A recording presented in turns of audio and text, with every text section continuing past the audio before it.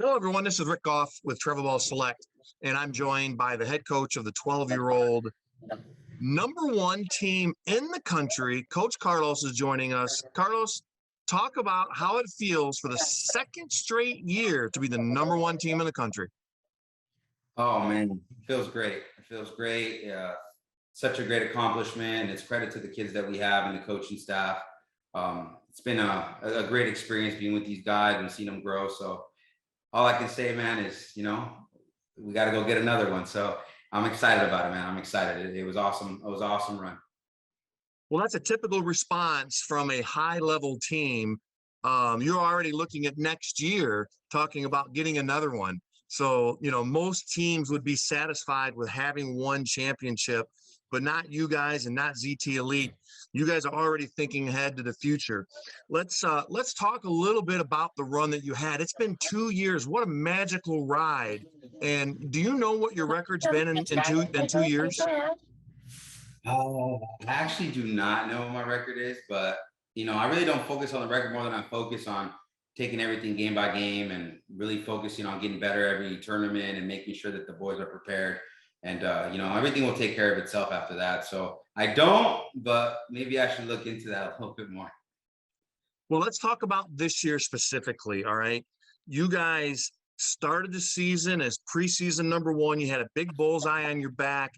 You traveled to some big tournaments throughout the country, met the challenge along the way with a lot of games that you played.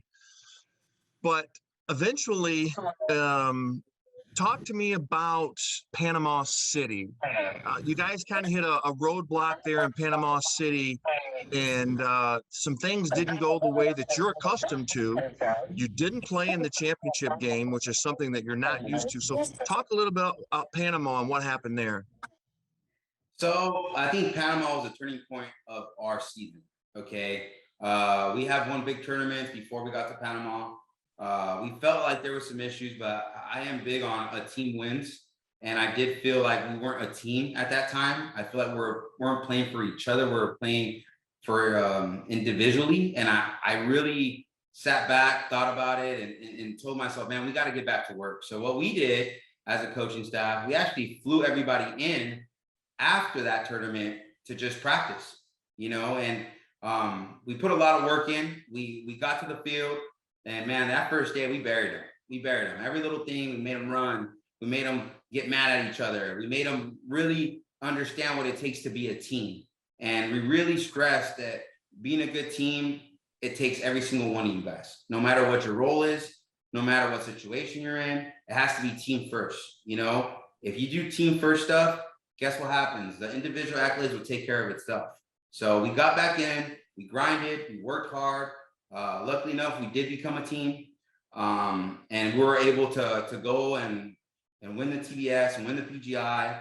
And a lot of it's a test to the coaches really bringing these guys together and putting them in a situation to really become brothers, So it goes a long way. I do feel like the best team wins, not always, the closest team wins.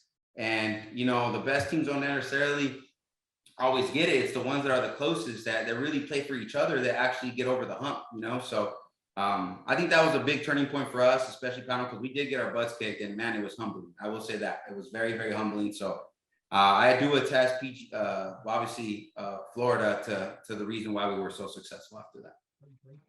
Yeah, it was more of a reality check. It sounds like for the boys, at that age, kids have a tendency to get complacent. Coming off a national championship season at 11U, rolling right into 12U, having tremendous success, and then hitting that speed bump. So it's a testament to you guys and your coaching staff on how you handled that, because then you roll right into the you roll right into the TBS Nationals in Kentucky.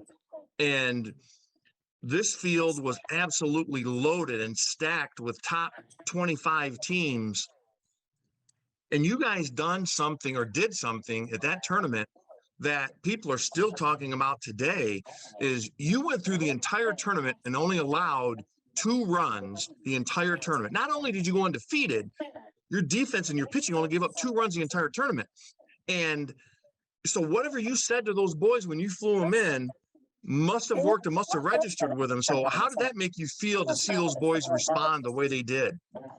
You know what? It makes me feel great. You know, us as coaches are in this to see these guys grow, you know, and to be able to see them, you know, shine and really become a brotherhood. I mean, honestly, to me, it was awesome to watch. You know, that's why us as coaches do this, is to see these guys become better and to learn the game and to see them be successful. So it was awesome. Obviously, we gave up 2 runs. Pitchers threw great.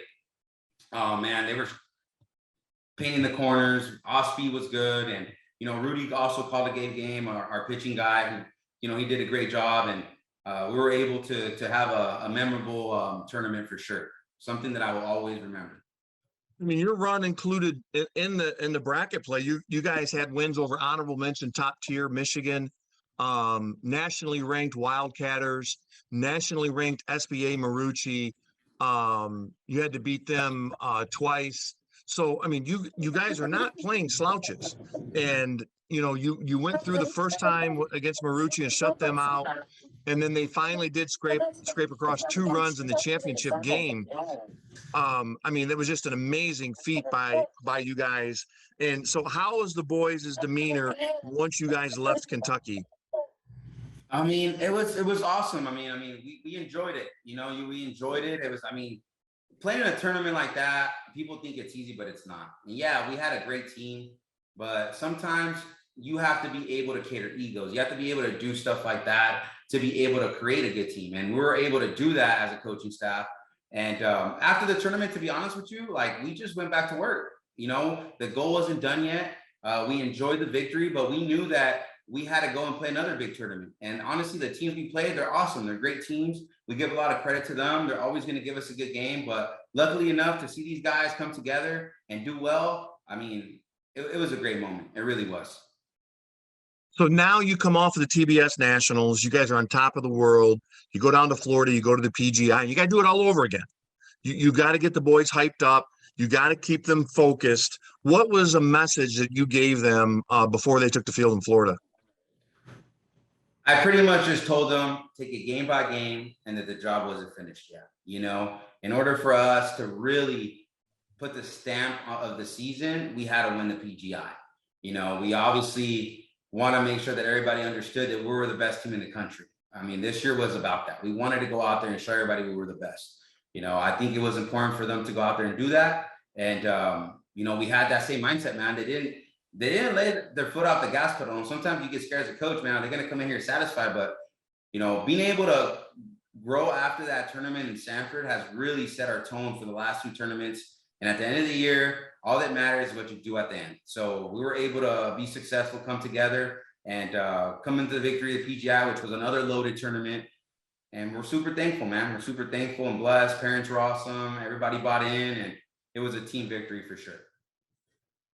Yeah, you guys took a similar path in PGI that you did in TBS, knocking off nationally ranked Wildcatters far again, who you had to beat in Kentucky. You know, it's always tough to beat a team twice. They seen you the first time, maybe they make some adjustments, so you had to beat them. Then you guys had to go up against TG Diamondbacks, another great team. After then you had to go on to Scottsdale and then finish with TG again. So it wasn't an easy path. Either tournament that you guys played in, you know, the TBS Nationals and the PGI Invitational, arguably the 2 top tournaments in the entire country for 2022 at the 12-year-old division. And you guys ended up victorious on both of those events. So Carlos, there's no one in this entire country that can doubt that you guys are the #1 team for 2022 by pulling the double that you guys did. So congratulations to you.